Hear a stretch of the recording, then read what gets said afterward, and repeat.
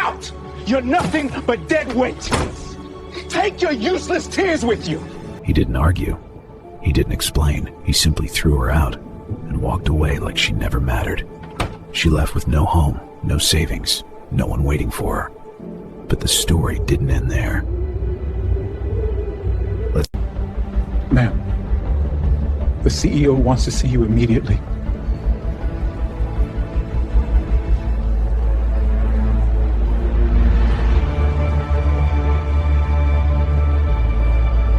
Get out. Take your useless life with you, her ex-husband sneered as he tossed her bags into the street. No pity, no hesitation, and not even a glance at the woman who had once carried his entire world on her back. She left with nothing, no home, no savings, no family but the grandmother who was gone, and one dusty old bank card tucked inside an envelope she'd never opened. Out of desperation, she tried it, just once, just to see if life had left her anything at all. But the moment the teller swiped the card, everything changed. Her screen flashed red, and the bank alarms went silent. Staff rushed around, whispering her grandmother's name like a secret they were forbidden to speak.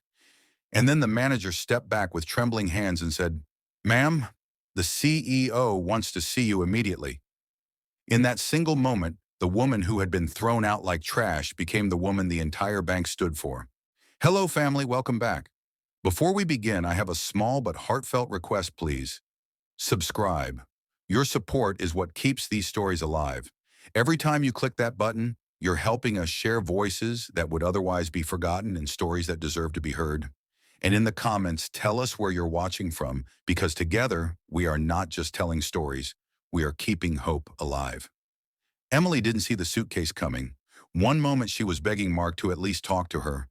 The next she heard the rough scrape of luggage on hardwood and watched her own bag fly past her feet and land on the porch with a dull thud. The house behind him still smelled like the breakfast she cooked every morning, but his face held nothing familiar. Just a cold, polished confidence that made her stomach twist. "Get out," Mark said, voice flat, like he was commenting on the weather. "Take your useless life with you." He didn't raise his voice. He didn't need to. The quiet certainty in it cut deeper than anything she'd ever heard from him. He looked at her like she was a problem he'd finally solved. "Mark, what are you doing?" Her voice cracked. "We can talk about this. Just tell me what's going on." He didn't even bother answering. He reached inside, grabbed another bag, and tossed it onto the porch beside the first. Then he wiped his hands on his slacks like touching her belongings somehow dirtied him. From the doorway, Vanessa leaned one shoulder against the frame, sipping from a mug that wasn't hers. She watched the scene with casual delight, as if she'd been waiting years for this moment. "Should have seen this coming, Em," Vanessa said softly, almost sing-song. "Some people just don't fit where they don't belong." Emily's breath caught. "Vanessa, please, can you at least—" But Vanessa was already smiling, slow and satisfied. The kind of smile that said this wasn't sudden at all. This was planned. Mark checked his watch. "I'm late for a meeting. Just go. Don't make this dramatic." "Dramatic?" Emily almost laughed, but the sound broke on the way out. "You're throwing your wife out of her own home." "Not your home." Vanessa set down her mug with a light clink. "Your name isn't on the deed anymore." Emily felt the world tilt. "What? That's not possible. Mark and he would never." Vanessa pushed off the doorframe, walked to the porch, and bent down until her face was inches from Emily's. Her perfume smelled expensive, thick, and smug. "I handled the paperwork myself. A month ago. You signed something without reading it. Remember that?" Emily did remember. Mark had slid a stack of papers across the table one night, saying they were routine refinancing forms. He'd kissed her forehead and told her to relax while she signed. She'd trusted him. Now her hands shook as she looked from Vanessa to Mark. You planned this." Mark gave her a long, empty stare. "I planned a future. You're simply not part of it anymore." She would have collapsed right there if her pride hadn't pushed her spine straight. She grabbed the handle of one bag, holding it like a lifeline. "Fine," she whispered, "but give me access to our savings. I have nothing on me. Just let me—" Mark's expression flickered with something almost amused. What savings? Emily froze. He lifted a shoulder. Everything's tied up in business expenses right now. I told you that. You said it was temporary, she breathed. It was, he said calmly. Until today. The door closed before she could speak another word. Vanessa's final smirk was the last thing she saw before the lock clicked. Emily stood on the porch with her bags around her feet, staring at the door like maybe it would swing open again. Like maybe Mark would realize what he'd done. But nothing moved.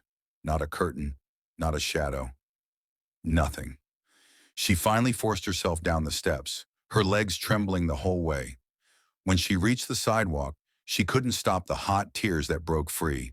She hated crying in public, but the betrayal felt so sharp, so total, she couldn't swallow any of it down. A car passed slowly, the driver glancing at her, then quickly looking away. She knew what she must look like, someone whose life had been emptied out in broad daylight. She dragged her bags toward the bus stop, her mind flashing through moments she had tried to ignore. Mark coming home late, saying he was networking. Vanessa whispering with him in the kitchen when they thought she was asleep. The accountant dodging her questions about where their quarterly bonuses went. It formed a picture she never wanted to see. When the bus groaned up to the stop and she got on, she sat in the far back seat and pressed her hands together tightly. She wished she could call her grandmother. Grace always knew what to do. Grace always found a way to turn chaos into direction. But Grace was gone, and the only thing she'd left behind was a memory of her voice saying, "Don't let people define what you're worth." Emily swallowed hard. At that moment, she felt worth absolutely nothing. She ended up in the cheapest motel she could find, the kind where the front desk clerk didn't ask questions because he didn't care. The room smelled faintly of bleach and old carpet. Her bag sat in the corner, looking just as lost as she felt. She dropped onto the bed, her chest tight with exhaustion, betrayal, humiliation, everything at once. She closed her eyes and tried to breathe, but every inhale came with another memory she didn't want. Mark on the night they married, promising he'd protect her. Mark asking her to quit her job so he could take care of her. Mark convincing her that his family would grow to love her. She had believed him. She had believed all of them. By morning, the ache in her chest was dull but steady, like a bruise being pressed again and again. She needed a plan. She had no home, no money, no husband, and no family besides a grandmother buried 3 years earlier. She opened her last remaining bag, the one Grace had given her years ago. Inside were a few clothes, an old photo of her and Grace at a county fair, and a sealed envelope she'd never opened. She stared at it, confused. She didn't remember packing it, and Grace had never given her an envelope like this. She picked it up carefully. Her name was written in Grace's strong, looping handwriting. Underneath, in smaller letters, "For when the world forgets your value." Emily felt her throat tighten. She tore the envelope open slowly, almost afraid of what she'd find. Inside was a faded, dusty bank card, not a debit card, not a credit card, something older, heavier. She turned it over. On the back, in neat blue ink, Grace had written a single line, "Use only when you're ready to start again." That didn't make any sense. Grace had never had much money. She lived on a teacher's pension and a stubborn sense of pride. The idea that there was anything attached to this card felt impossible. Still, the thought of even a few dollars was enough to make Emily's stomach twist with hope. She hadn't eaten since yesterday morning. She slipped the card into her pocket, grabbed her bag, and headed for the nearest branch of Ridgeway Bank, the one she used to walk past on her way to high school. It was larger now, renovated, with glass doors that gleamed too brightly. Inside, it smelled like coffee and furniture polish, and everyone moved with quiet, professional speed. She stepped up to the teller, a young man with neat hair and nervous hands. He smiled politely. "Good morning. How can I help you today?" Emily placed the card on the counter. "I'd like to check the balance on this." The teller picked it up, studied it with mild confusion, then shrugged and slid it through the machine. The moment he did, the lights above them flickered. The teller frowned. The screen in front of him flashed bright red, then black, then red again. The computer beeped once, sharp, metallic, and then every monitor within sight went silent. The room filled with a low hum. Staff looked up from their desks. A woman in a suit at the far counter froze mid-sentence. "What in the world?" the teller whispered. He tried the card again. The machine shut itself off. A man 3 stations down whispered, "It's her name. Look." Emily followed his gaze to the teller's screen, where one single line pulsed in red letters. Grace Hathaway, restricted access. More people turned. Murmurs stirred the air. "That's impossible," someone said. "After all these years? Should we call?" The teller's face had gone pale. He looked at Emily like she was something unexpected, something dangerous, something he didn't know how to handle. "Ma'am, just a moment." He hurried to the back room. Emily stood there confused, embarrassed, and now anxious enough that her fingers were shaking. She wasn't sure if she should run or wait. Part of her wanted to disappear before anyone else stared at her like that. But before she could move, a man in a navy suit stepped out from the back hallway. His tie was crooked, his breath uneven. Emily blinked. "I'm Emily. Grace was my grandmother." He swallowed so hard she saw his throat work. Please wait right here." The staff were whispering again, louder this time. "Grace Hathaway's heir. Is that really her? Should we alert?" The man in the navy suit stepped closer, his voice tight with caution. "Ma'am, the CEO wants to see you. Immediately." Emily stared at him. "The CEO? Why? I just wanted to check the balance." "Please," he said softly. "Don't be afraid, but we need to go upstairs." Upstairs, the executive floor, a place she had never even seen from the inside. She followed him past rows of wide eyes. Employees paused their calls. A woman near the break room clasped her hand over her mouth as Emily walked by. Her heart pounded so hard she felt it in her teeth. When they reached the private elevator, the man swiped a card and held the door for her. The elevator smelled like new leather and cold air. Emily stepped inside, clutching her grandmother's card, trying not to panic. The man pressed the top button, then leaned forward slightly, his voice barely above a whisper. "We've been waiting 20 years for the rightful heir to walk through those doors." The doors slid shut. Emily gripped the elevator rail so tightly her fingers ached. The words the man whispered kept circling her mind, impossible and heavy. Rightful heir. Her grandmother? Grace, who'd clipped coupons and taught middle school English and fixed leaky sinks with duct tape? Grace, who'd stored cash in mason jars and baked pies for neighbors who didn't deserve them? How could any of this make sense? The elevator climbed slowly, each floor passing with a soft chime that made her pulse spike. She tried to steady her breathing, but her chest couldn't find a rhythm. She didn't belong here. She wasn't dressed for this. She wasn't ready for whatever waited beyond those polished doors. When the elevator finally stopped, the display said executive level. The doors opened on a quiet hallway lined with frosted glass and abstract art that probably cost more than her old car. The man in the navy suit stepped out first and motioned for her to follow. "Right this way, Miss Hathaway." Emily forced her legs to move. Her sneakers squeaked against the glossy floor, the sound far too loud in the hushed space. She felt eyes on her the whole way, though no one else appeared in the hall. The air had a strange weight to it, like everyone in the building was holding their breath at once. They stopped outside a double door of dark wood. The brass plate read, "Jonathan Pierce, Chief Executive Officer." The man knocked once. "Sir, she's here." A voice came from inside, calm, controlled. "Send her in." The man opened the door and stepped aside. Emily hesitated for a second, fear rising like a tide inside her. But turning back wasn't an option. She stepped into the office. The room was huge, lined with tall windows that showed the whole city. The desk was a sleek shape of black glass, and behind it stood Jonathan Pierce. Mid-50s, silver hair, posture sharp as a blade. He took one look at Emily and stared as if he already knew her. "Miss Hathaway," he said, and his tone was strange. Not warm, not cold.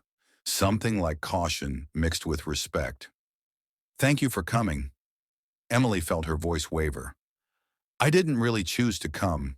Your staff just... Something happened with the card." "Yes." Jonathan gestured for her to sit, though he did not sit himself. "We're aware." Emily sat anyway because her knees might give out otherwise. She placed the old bank card on her lap. the plastic warm from her hands. Jonathan kept watching her like he was studying rare glass. "How long have you had that card?" "I don't know," she said honestly. "My grandmother left it in an envelope. I never opened it until this morning." He inhaled slowly, almost like he was steadying himself. "Miss Hathaway, your grandmother was not an ordinary customer." Emily's stomach tightened. "I know she had an account here, but she didn't have money. We struggled growing up."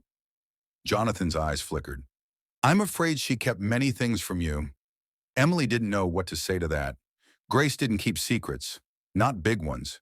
She was honest to a fault. But Jonathan Pierce looked like a man who wasn't speculating. He looked like someone delivering news he'd rehearsed for years. He walked around the desk and stood closer, giving her the full weight of his attention.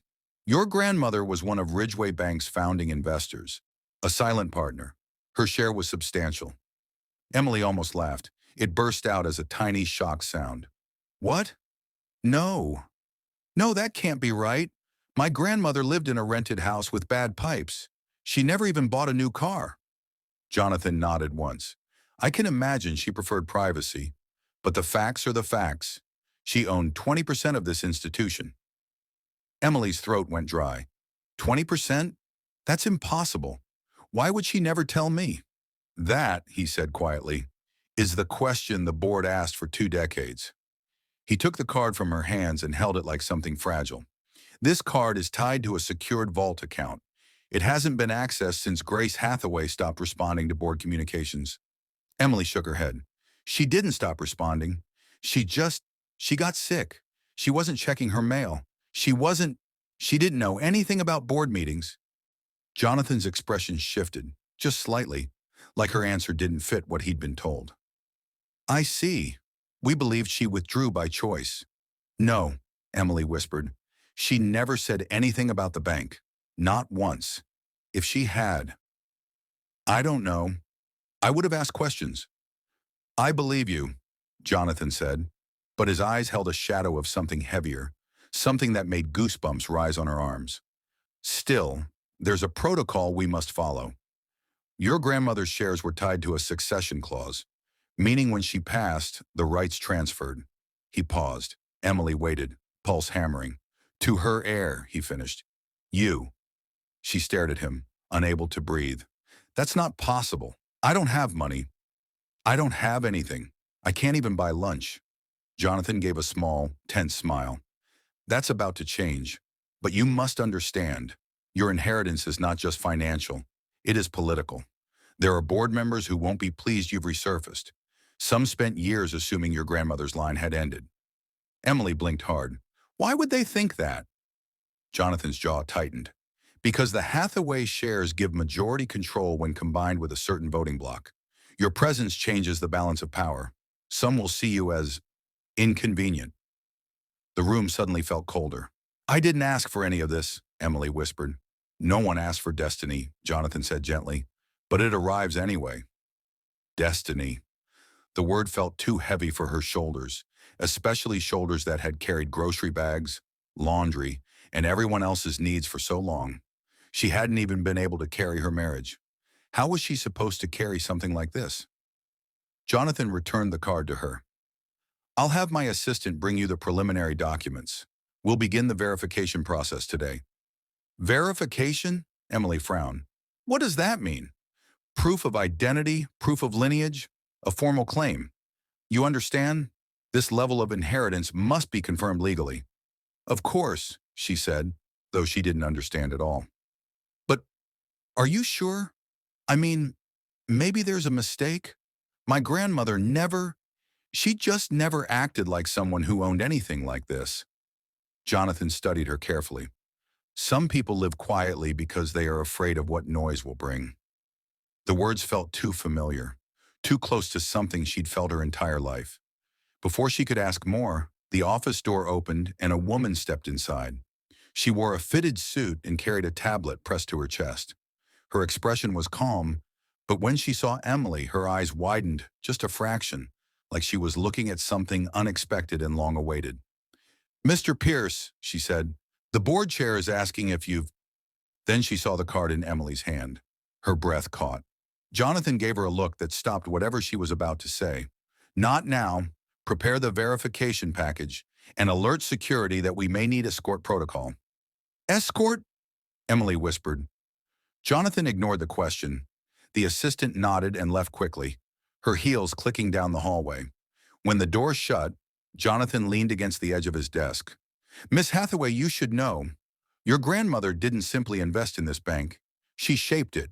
She challenged decisions, exposed unethical practices, and forced internal audits. Some admired her, others did not. Emily felt a chill slide down her spine. What are you saying? That her absence changed the culture of this place, for better or worse. His mouth pressed into a thin line. There are people who built their careers on the idea that she was gone forever. Emily swallowed hard. And now I'm here. Yes, Jonathan folded his arms, and they will respond in ways you may not expect. She pressed her hands together to stop them from shaking. I just wanted to check the balance. I'm not trying to start a war. Jonathan's eyes softened. Miss Hathaway, you didn't start anything. He paused. But your presence will finish something. Emily sat back, overwhelmed. Her life had collapsed 6 hours ago. Now she was sitting in a corner office being told she inherited a silent empire she never knew existed. She wanted to stand up and walk out, but her legs wouldn't obey. What happens now? She whispered. Jonathan opened his mouth to answer, but the door burst open. His assistant stood there, breathless, tablet shaking in her hands. Sir, security says the south entrance has been breached. Someone's trying to access restricted files. Jonathan Pierce didn't sit when Emily re-entered his office the next morning. He stood behind his desk with his hands pressed flat against the glossy surface, staring at the window like something in the city bothered him. When he finally turned toward her, his expression held something she hadn't seen yesterday. Wariness mixed with a kind of quiet dread. Miss Hathaway, he said, voice softer than before. Thank you for coming back. Emily shifted in the chair opposite him, still feeling out of place in the room with its expensive silence. I didn't really have a choice. Your assistant said it was important. It is. Jonathan lowered himself into his chair, like his bones carried more weight than they should. We need to talk about Grace. Hearing her grandmother's name from this man always jolted her. What about her? He looked at her with an intensity that made her chest tighten. Your grandmother was not just a silent partner. She was one of the architects of Ridgeway Bank. She helped build this institution. She influenced its ethics, its lending practices, its public reputation. She was formidable, Emily swallowed. I know she was strong, but she never talked about any of this. She wouldn't have. Jonathan leaned back. Because her relationship with the original board did not end well. The split was bitter, ugly. She wanted to expose some of their actions. They wanted her gone. Emily blinked. Gone? As in removed? As in erased, he said quietly. Her influence, her shares, her ability to challenge them. A cold spark ran through Emily's spine. She leaned forward. Are you saying they pushed her out? I'm saying, Jonathan replied carefully, that when powerful people feel threatened, they become creative in how they resolve problems. The room felt smaller suddenly. Emily thought of how private Grace was, how carefully she avoided talking about certain years of her life. She thought of the day Grace sat her down and said, "Don't let people define what you're worth." Back then, it felt like grandmotherly advice. Now it felt like a warning. Jonathan tapped his fingers on the desk. Your return changes everything. Some board members hoped, themselves, that the Hathaway line would never surface again. And now here you are. Emily looked away, gripping her hands together. I didn't come back. I didn't even know anything existed to come back to. I was kicked out of my home yesterday. I was just hoping that card had enough money on it for groceries. Jonathan studied her for a long moment. Life shifts quickly, Miss Hathaway, sometimes violently. He opened a folder on his desk and slid a document across the glass. I'm authorizing temporary access to a holding account connected to your grandmother's original shares. Emily tried not to gasp.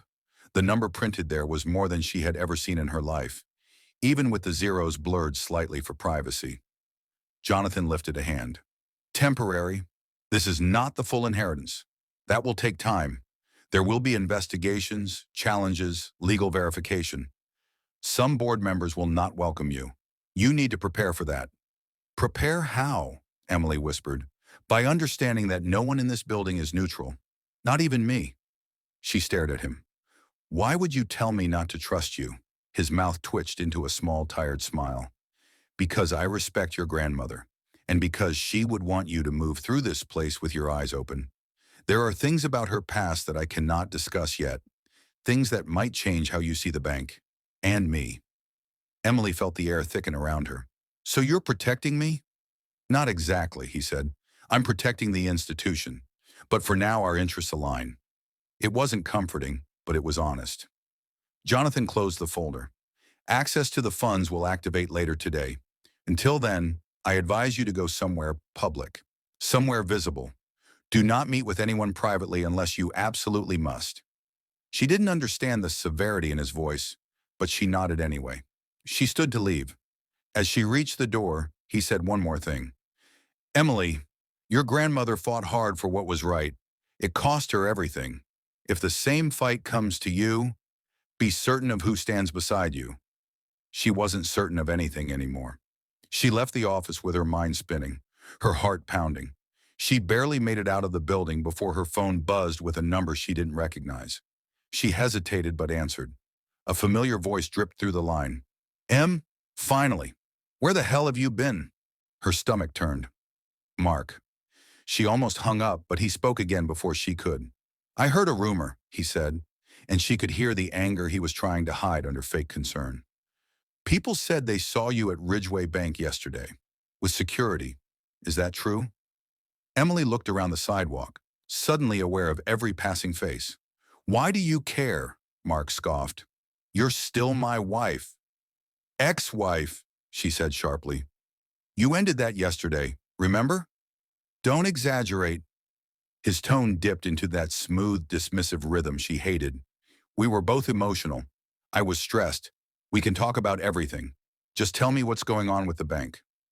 Emily almost laughed. Wow, that didn't take long. What's that supposed to mean? It means, she said, voice low and steady, that you threw me out with nothing, and now you hear I walked into a bank and suddenly you want to talk. That's not fair, he snapped. I'm trying to fix this. Her hand tightened around her phone. Fix it? You lied to me for months. You drained our savings. And I know you weren't at a conference last spring. He paused, just enough to confirm everything. What are you talking about? He finally asked. The perfume, she said quietly. You came home reeking of someone else. Mark went silent, a heavy, guilty silence. Emily let it hang long enough for him to sweat, then added, and before you ask, no, I'm not stupid. I know exactly who it was. His voice broke into a stumble. Emily, it's complicated. Say her name, Emily whispered. Go on, say it. He exhaled sharply, the sound of a cornered man. Fine. It was Chloe, Vanessa's friend. The confirmation still hit harder than she expected. She pressed a hand to a street lamp to steady herself. You cheated on me with Vanessa's best friend. It didn't mean anything, Mark rushed. I was stressed. You and I were distant. Vanessa said. He cut himself off, realizing too late that he had just exposed another layer. Emily's voice dropped. Vanessa said what? A new voice answered from behind her. She said you were becoming a burden. Emily spun around. Vanessa stood a few feet away, arms crossed, smile sharp. Mark was still ranting through the phone. Emily hung up on him without a word. Vanessa stepped closer. You know I tried to keep him from telling you. I tried to be the one who spared you, but you just keep showing up where you don't belong. Emily's heart burned in her chest. I belonged in my own marriage. I belonged in the home you helped take from me. You belonged, Vanessa said, leaning in so close Emily could smell her expensive makeup. Exactly where we put you. Quiet, grateful, out of the way. Emily didn't move. Vanessa's voice softened into something even uglier. Don't rise above your station, sweetheart. You don't belong with people who matter. Emily felt the words hit her like a slap. Vanessa waited, expecting her to fold. to cry, to shrink. But Emily just stared back, letting the anger settle into something cold and determined. Vanessa's smile twitched when she didn't get the reaction she wanted. She stepped back. "Tell Mark I said hi." She walked away like she'd already won. Emily stood there breathing hard, trying to hold herself together. A lifetime of swallowing insults, of staying quiet, of keeping peace. It all pressed in on her at once. She didn't feel small this time. She felt angry, and anger held her upright. She didn't know yet that the day was only going to get worse. She didn't know that within hours she would lose the last pieces of her old life. She didn't know that betrayal had deeper roots than she imagined. She only knew one thing: she would not be quiet again. She headed down the sidewalk, gripping her bag and her grandmother's card, not knowing that someone was already following her. Emily walked several blocks before she realized the temporary access Jonathan promised hadn't activated yet. Her phone buzzed with another email saying her balance was still zero. She tried not to panic, but her hands were trembling. She needed food, a place to sleep, a plan, anything. She ducked into a small cafe to breathe and gather herself. She ordered nothing and sat at a corner table, pretending to read a menu she couldn't afford. Every time the door opened, her nerves jumped. She kept expecting Vanessa or Mark to appear again. She checked the bank app one more time. Still frozen. A young woman behind the counter eyed her kindly, but also with a hint of pity. Emily understood the look. She'd given it to strangers many times, back when she thought her life was stable. Now she felt like an outsider everywhere she went. After 20 minutes of trying to calm her heart, she stepped back onto the sidewalk. The sky had turned gray, clouds stacking over each other like heavy threats. She pulled her jacket tighter, though it did little to warm her. A block later, she reached the curb where she'd parked her old sedan the previous night. Only the curb was empty. She stared at the yellow paint on the ground, confusion swirling. Then she looked for broken glass, thinking maybe it had been stolen. But a man across the street yelled, "Tow truck came an hour ago. They said the owner surrendered rights." Emily felt something inside her crack. She walked across traffic toward the man. "What do you mean?" "Fine." He shook his head. "Not my rules. You gotta clear the room until payment's verified. I can't have people skipping out." "I'm not skipping out," she said, voice shaking. "I don't even have a car to skip with." "Look, miss, I'm not trying to be rude, but rules are rules. I already packed your stuff for you." He pointed to 2 bags by the stairs. "I can hold them for an hour." Her cheeks burned. "I'll take them." She grabbed the bags quickly, hoping he wouldn't see the humiliated shine in her eyes. As she walked back into the rain, she thought of Jonathan's warning. Don't meet with anyone privately unless you must. Maybe she should have asked what he meant. Maybe she should have stayed in the bank lobby where people could see her. Maybe she shouldn't have answered Mark's call. Her thoughts tangled until she couldn't separate one feeling from another. She dragged her bags toward a dim bus shelter and sat down. The shelter roof leaked, but she didn't care. She hugged her knees and watched the rain slide down the glass. She didn't know how long she sat there before a voice interrupted her. "Rough day." She startled and turned. A middle-aged man in a Ridgeway Bank lanyard stood a few feet away. His hair was rain-soaked and he carried a messenger bag that looked too full. She didn't recognize him. "Sorry," he said quickly, raising his hands in a harmless gesture. "I don't mean to scare you, I saw everything that happened at the bank yesterday. I was in the back office." Emily's heart jolted. "Who are you?" "Just an analyst," he said. "Name's Arthur. Don't worry, no one knows I'm talking to you." "Why are you talking to me?" Arthur looked over his shoulder, then stepped closer but stayed outside arm's reach. "Because you're walking into a storm you don't understand, and because your grandmother didn't deserve what happened to her." Emily tensed. "What do you know about her?" Arthur opened his bag and pulled out a manila envelope, sealed with tape so worn it looked like it had been peeled open and shut many times. He held it like it carried weight. "This came to my desk this morning. No sender, no explanation. Just your name written on top. I think someone inside the bank wants you to have it." Emily stared at it. "Why give it to me? Why not your boss?" He let out a humorless laugh. "Because my boss is one of the people who didn't want the Hathaway line to return.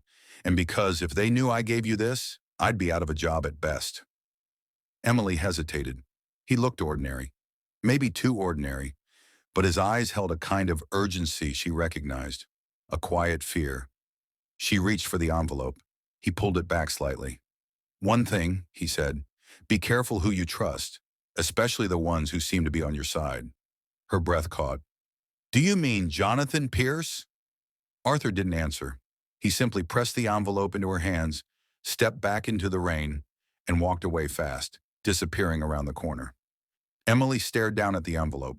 Her name was scrawled across the front in a quick, uneven hand. She sat in the bus shelter and peeled the weakened tape. Inside was a single plastic sleeve containing an old photograph.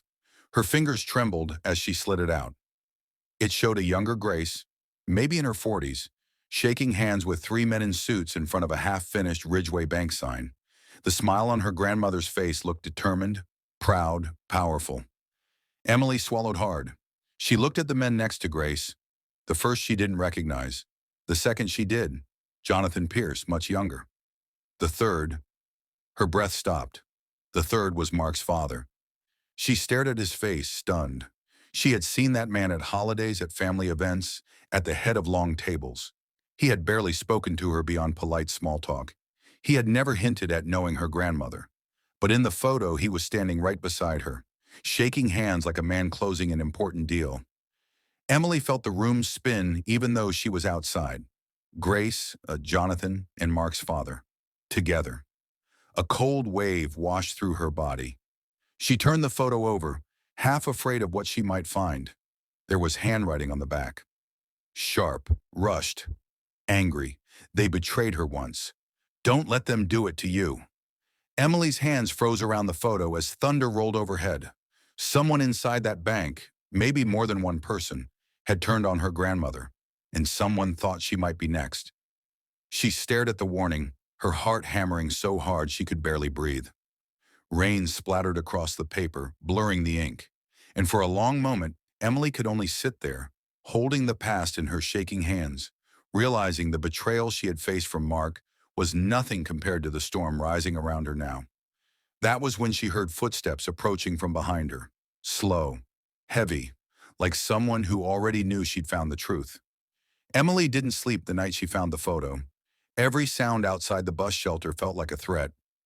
Every passing shadow felt too close. The footsteps behind her had turned out to be a drunk man looking for the nearest liquor store. But the fear that rushed through her had taken hours to fade. By morning, she forced herself to return to the bank. She needed answers. She needed Jonathan to stop circling around the truth and tell her exactly what Grace had been involved in. She needed something solid to stand on before the world swallowed her whole. But when she reached the front lobby, she noticed something different. Security guards stood taller. Employees whispered more openly. Eyes followed her, not with curiosity this time, but with something sharper, like suspicion. The elevator to the executive floor was locked. The receptionist avoided her gaze. "Is Mr. Pierce available?" Emily asked. The receptionist cleared her throat. "He's in a meeting." "I can wait." "You can't," the woman said, lowering her voice. "There's an emergency board session. You're not allowed upstairs right now." Emily felt a cold drop hit her stomach. "Why not?" But the woman only shook her head. Before she could press further, two security officers walked toward her. One of them spoke in a rehearsed tone, the kind used for keeping people calm. "Miss Hathaway, we're going to have to ask you to step into the conference room." The fear she thought had died overnight surged back to life. "Why? What's going on?" "We have orders," the guard said. "It's about your claim." "My claim?" Her voice cracked. "I haven't claimed anything yet. I only—" "Please," he said, gesturing. Emily followed them into a small glass room off the lobby. Moments later, the conference screen flickered on. Jonathan appeared, sitting among several men and women in suits. Their expressions were hard, unfriendly. Jonathan didn't look at her directly. That was the first sign something was wrong. "Miss Hathaway," he began, voice formal, stripped of yesterday's warmth. "This is an emergency meeting of the Ridgeway Bank Board. We need to address concerns regarding your presence and your alleged inheritance." "Alleged," the word stung. Emily leaned toward the screen. "Jonathan, what's happening? We talked about this yesterday. You said—" "Let's be clear," one board member interrupted. "No one promised you anything. You appeared out of nowhere with a card that shouldn't even be active." Another chimed in. And leaked internal information surfaced this morning, suggesting you may have obtained that card improperly. Emily's breath caught. What? No. My grandmother left it for me. It was hers. Can you prove that? A woman asked, folding her hands. Because right now, this looks like an attempt to access confidential holdings. Jonathan still wasn't looking at her. He adjusted his tie, avoiding her eyes. The board has concerns about legitimacy. Until we verify your identity and Grace Hathaway's intentions, you are not recognized as a rights holder. Emily blinked, stunned. Jonathan, you said you believed me. I said we would review the situation, he replied, his tone cool, professional, distant. And now we are. It felt like a punch. Yesterday he'd warned her not to trust anyone, not even him. She thought he meant in the future. She didn't realize he meant now. A man near Jonathan leaned into the microphone. We are officially challenging your claim to the Hathaway inheritance. Until further notice, access to any associated accounts is frozen. Frozen? Her heart dropped. That access was temporary. You said, you misunderstood, Jonathan cut in quickly. It was never guaranteed. She stared at him, feeling something inside her slowly crumble. Why are you doing this? But Jonathan didn't answer. Someone muted the screen from their side, and the call ended without even a goodbye. Emily sat there in shock as the guards escorted her out of the conference room and back to the lobby. The building felt colder now, like every wall had listened to her humiliation. She walked outside feeling numb, the rain returning just in time to sting her face. Grace had warned her about people who pretend to care. Emily didn't expect it to hurt this much. She found a bench near the bus stop and sat heavily, her bags at her feet. She pulled out the photo again, studying the faces. Grace, Jonathan, and Mark's father, smiling like allies. If they had betrayed Grace once, what stopped them from doing it again? She tucked the photo back into the envelope and stood. She had to find Arthur, the employee who gave it to her. He might be the only person willing to tell her the truth. She headed to the bank's side entrance where staff usually smoked during breaks. A few employees she'd seen yesterday were there, leaning against the wall. Do you know where Arthur is? She asked one of them. The man shook his head. He didn't come in today. Did he call out sick? The group exchanged awkward glances.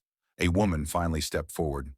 HR said he resigned last night, packed his desk and left. Emily's stomach twisted. No, that's impossible. I saw him last night.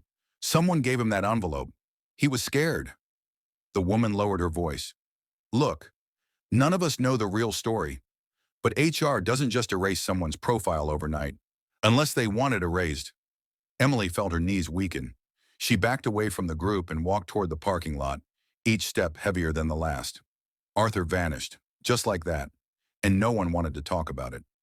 When she reached the sidewalk, she pulled out her phone to text him, just in case, but the message failed immediately, blocked or worse. She walked without direction, her thoughts spinning too fast to arrange.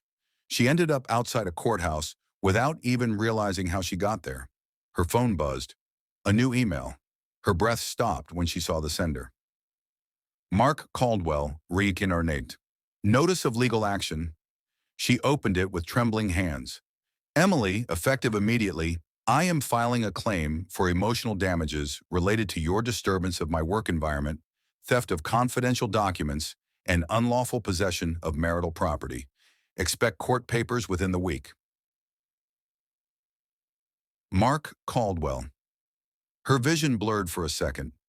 Emotional damages, she whispered. You threw me out. But the worst part was the line about confidential documents. She remembered her bag sitting inside the house. She remembered Vanessa walking through her belongings while pretending to help. They planted something. They were building a case before they even kicked her out. She felt the fear rising again, this time deeper, sharper. She looked around the courthouse steps as though someone might be watching her, waiting for her reaction. Then her phone buzzed again. Another message, this one from an unknown number. You should have stayed quiet. Emily's throat closed. She backed away from the courthouse, nearly stumbling. She didn't stop walking until she reached a park bench far from anyone else. The world around her felt too big, too loud, and she felt impossibly small. She wiped her eyes and forced herself to think. She needed answers, real answers. She needed to know why Grace had been pushed out, why Jonathan had turned on her, why Mark's father was in that photo. She needed something she didn't have anymore, an ally. But everyone she turned to either vanished, betrayed her, or used her. She didn't know the truth yet, but she felt it closing in. Her grandmother had been forced out in a hostile takeover, and Mark's family had been part of it. She stared at the ground as the reality settled into her bones. Her life wasn't just falling apart. Someone was helping it fall. She felt the first flicker of fear turn into something darker, something heavier, and somewhere deep inside her, a very small voice whispered, "You're next." Before she could move or think or breathe through the panic, the sky darkened again. Winds swept across the park, rustling the leaves like quiet warnings. Emily pulled her damp jacket around her and stood, ready to walk toward the train station, when her phone buzzed one more time. Blocked #1 new voicemail. She pressed play. Mark's voice filled the speaker first, yelling in the background at someone. A drawer slammed. Papers rustled. Then another voice. Calm, cold, unfamiliar. She froze, but the message cut off before she could make out the words. Her phone buzzed again. Same number, new voicemail, and she felt a chill run through her as she pressed play, knowing instinctively that her world was about to get even darker. Emily pressed play on the second voicemail, holding the phone so tightly it hurt her fingers. Wind rushed across the speaker, followed by footsteps and the faint scrape of a chair. For a moment, she thought the message was empty. Another glitch, another dead end. But then she heard it. A single breath, then a whisper. She doesn't know anything. Not yet. Emily froze. The voice wasn't Mark's. It wasn't anyone she recognized. But the tone, the certainty, felt like someone who had been watching her for a long time. A door slammed in the background. Mark's voice snapped through the speaker, frustrated. She must have something. That card, she didn't just make that up. The unknown voice responded, low and steady. We'll find out soon enough. The board's already turning against her. Pierce won't defend her. She's alone. A long pause followed. Then the stranger said something so quiet she barely caught it. Just like her grandmother. The voicemail cut off. Emily lowered the phone slowly, staring at the dark screen as if waiting for it to explain itself. She felt the same tightening in her chest she used to get as a kid when the school bully cornered her in the hallway. The feeling that the air was closing in and there was no one to call for help. The stranger knew Grace, the stranger knew her, and the stranger was working with Mark. The wind pushed through the trees again, cold and sharp, and for the first time since this nightmare started, Emily felt something close to real danger. She stood up quickly and shoved the phone into her pocket, glancing around the park in case anyone was watching her. Every bench looked suspicious. Every person passing by made her heart spike. She needed answers. She needed to know the whole truth about her grandmother, the takeover, the disappearance from the bank, the reason people seemed terrified she had returned. She needed to know what they were after, and she needed to know why they were so sure she was alone. She walked fast toward the train station, gripping her bag so tightly her knuckles ached. Rain soaked her hair and jacket, but she hardly felt it. Her mind kept replaying the voicemail on a brutal loop, just like her grandmother. What had they done to Grace? By the time she reached the station, her hands were shaking so badly she could barely buy a ticket, but she forced herself onto the next train anyway. She slid into a window seat and stared at her reflection. Pale, tired, scared, but not defeated. Not yet. She needed to do something before they made the next move. She took out the card again. Its edges were worn, the surface scratched from years of being tucked away. She remembered Grace's handwriting on the envelope. For when the world forgets your value. What did Grace know back then? Why had she hidden this from her? Emily took out the photo next, studying Grace's smile, the handshake with men who would later help force her out. And there, beside her, Mark's father with a grin that now felt sinister. On the back, the message glared up at her. They betrayed her once. Don't let them do it to you. Who wrote that? Arthur? Someone else? Someone inside the bank who was trying to help? Or someone trying to manipulate her? The train rattled through tunnels and her thoughts rattled with it. She arrived at the motel after dark, hoping the manager might show mercy and let her grab a few things from the room. He didn't. He looked at her like she was trouble and pointed to the door. She walked back outside with her bags, but she didn't have the strength to go far. She sat inside her car, what was left of it, and let the exhaustion finally swallow her.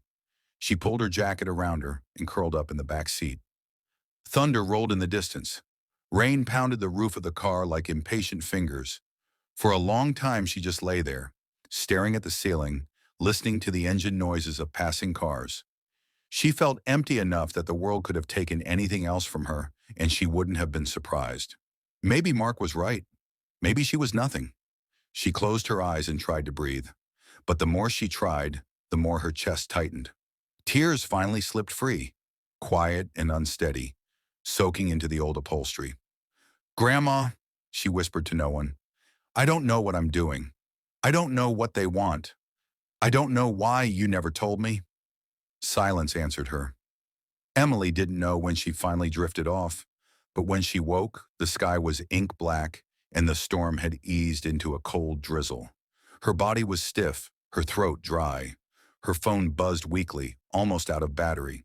She ignored the emails piling up from Mark's lawyer. She ignored the post Vanessa had apparently uploaded online. Screenshots of old text arguments, cropped to make Emily look unstable. A photo of their house with the caption, "Some people can't handle real life." It was all noise. But then, in the middle of the notifications, she saw it. Unknown number. "Call me. Urgent." Emily stared at it.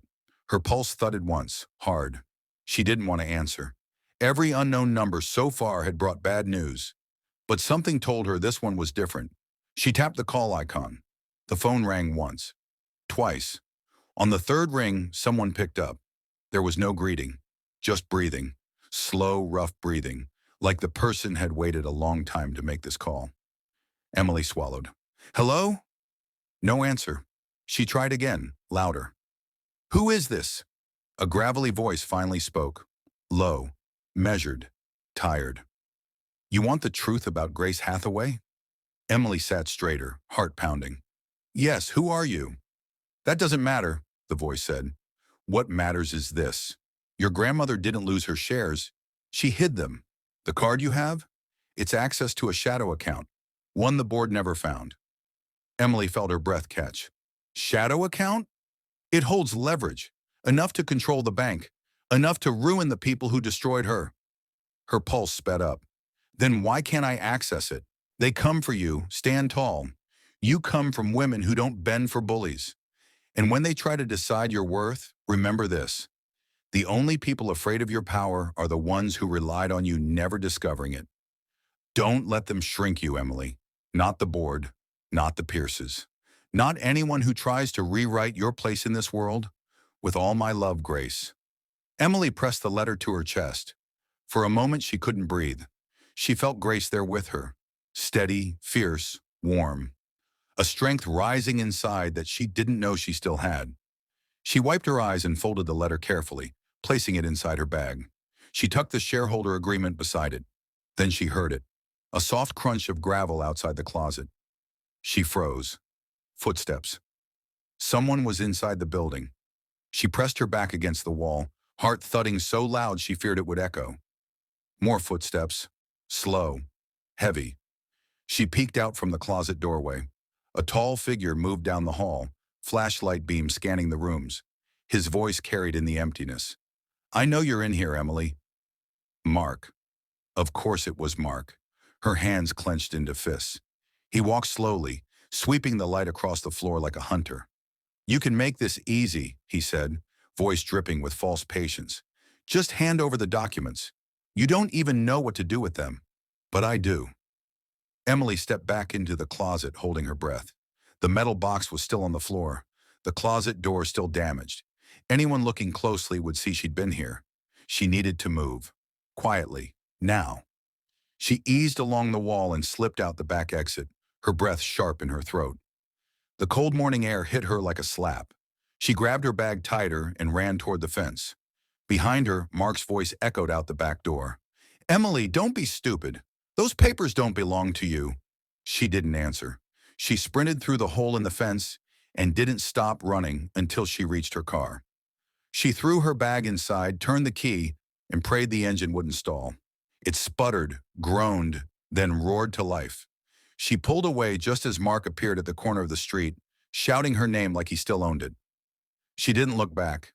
By the time she reached Ridgeway Bank, her fear had transformed into something sharper. Resolve. She parked crookedly and marched inside. The same employees who once watched her with awe now stiffened at the sight of her. She didn't slow down. She didn't wait for permission. She stormed straight to the executive elevator. A guard stepped in front of her. Ma'am, you can't. I'm going up, she said, her voice steady. Not without an appointment. She leaned in. I'm not here for a meeting. I'm here for the truth.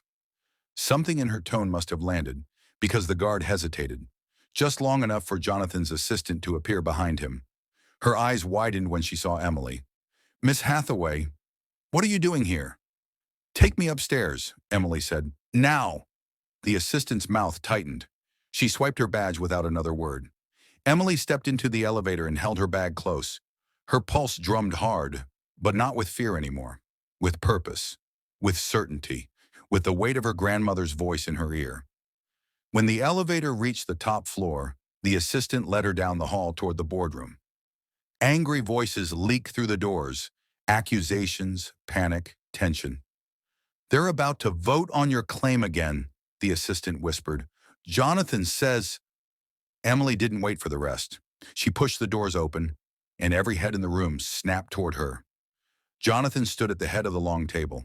His expression froze when he saw her, and Emily walked in with the truth in her hands. All eyes followed Emily as she stepped into the boardroom. No one spoke at first, not even Jonathan. They looked at her like she wasn't supposed to exist, like she'd returned from a grave they thought they had sealed. Emily walked straight to the center of the long table. She didn't raise her voice. She didn't need to. I have the original shareholder agreement, she said, the one you all pretended didn't exist. A ripple of shock moved around the room. Jonathan's jaw tightened, but he still didn't speak. Emily reached into her bag and pulled out the envelope, placing it on the table. Her hand didn't shake. My grandmother didn't walk away. She was pushed out. And you knew that. You covered it up. One of the older board members leaned forward. Miss Hathaway, we've already told you. Emily cut him off, her tone sharp but steady. Save it. I know exactly what happened. Grace refused to support illegal lending practices. Practices some of you were involved in when the bank was founded. And when she refused to sign off, you forced her out, another voice rose. Those are serious accusations. I'm not accusing, Emily said. I'm proving. She opened the envelope and slid the agreement across the table. Every board member leaned in. Some gasped, some cursed, some went completely silent. Jonathan stepped forward, finally finding his words. Emily, where did you get this? My grandmother hid it, she replied, because she knew one day the truth would matter. And she knew the board, this board, would try to bury it again. Jonathan looked at the document, and for the first time since she met him, he didn't look composed. He looked exposed. Before he could speak again, the boardroom doors flew open. Mark barged in, out of breath and furious. Emily, stop this! Stop pretending you have power here. He pushed past two board members and marched toward her. Give up the act. You don't even understand what you're holding. I understand enough, she said. He slammed his hands on the table. That's mine. She almost laughed. It was never yours. It wasn't even your father's. It was Grace's. And now it's mine. Mark's face twisted. You had nothing before me. Nothing. You think this suddenly makes you important? Emily reached into her bag again and pulled out a second item, something she had kept hidden until now, a printed report. Mark blinked. What's that? Proof, she said. Bank records you tried to hide. Transactions you labeled as business expenses that were really payments to your mistress. And withdrawals from our joint account you used to fund your personal ventures. And that lawsuit you filed against me? The stolen documents were planted. Gasps filled the room. Jonathan stiffened. A board member whispered something about ethics violations. Another muttered the word embezzlement. Mark's face drained of color. "You can't do this." "I can," Emily said. "And I am." He reached for her arm, but security stepped in before he touched her. Two guards grabbed him, pulling him back. Mark shouted, demanding they let him go, claiming she was lying. "Sit down," a board member snapped. He didn't, so the guards made him. Emily didn't flinch. "You tried to break me," she said quietly, "but you only made me stronger. You should have left me with nothing, because when you took everything away, you freed me." Jonathan cleared his throat, forcing control back into his voice. "We need to vote." Every board member knew it. They exchanged looks, not confused ones this time, but resigned. One by one, hands rose. Remove Jonathan Pierce as CEO. Suspend the Pierce family's shares pending investigation. Hand interim control to the rightful controlling shareholder, Emily Hathaway. The vote was unanimous. Jonathan swallowed hard, the reality settling heavy on him. "Miss Hathaway," he said, voice strained, "the board recognizes you as the holder of controlling interest. You have authority to appoint the next chair." Emily didn't hesitate. "I appoint myself." There were no objections. The room was quiet, heavy, recognizing the shift in power. Emily turned toward the guards. "Escort Mr. Caldwell off the premises and notify the legal team. I'm pressing charges for fraud and embezzlement." Mark's shout echoed down the hall as they dragged him away. Vanessa wasn't present, but she felt the consequences too. Within hours, Emily directed the legal team to investigate Vanessa's doctored documents, leaked messages, and involvement in the false allegations. By afternoon, Vanessa's attorney was already begging for a settlement. The anonymous employee who had disappeared, Arthur, was reinstated once Emily exposed the HR manipulation. She demanded a full internal audit. She demanded transparency. And for the first time in 2 decades, Ridgeway Bank had to answer to a Hathaway again. When the dust settled, the boardroom emptied. Reporters began crowding the lobby. Employees whispered with a strange mix of fear and awe. Emily walked back into Jonathan's old office, now hers. The room felt different this time. Not threatening, not overwhelming, just quiet. She sat in the chair, pulled out Grace's letter, and read the last line again. "Power isn't about money. It's about knowing who you are when they try to take everything from you." Emily whispered it out loud, letting the words settle into the desk, the walls, the air. "Power isn't about money. It's about knowing who you are when they try to take everything from you." She folded the letter carefully and placed it in the top drawer. The city lights outside glowed against the windows. A world that had once pushed her out now waited for her decisions. She leaned back in the chair, hers now, and closed her eyes for one long breath. She didn't feel small. She didn't feel broken. She felt steady, certain, whole. She vowed then and there that she would never let anyone, family, board, or betrayer, decide her worth again. And she knew her grandmother would be proud. When she opened her eyes, the room felt lighter, like the world had shifted with her. Because when people strip you of everything, they expect you to stay small. But the moment you decide you're worth more, the world has no choice but to adjust.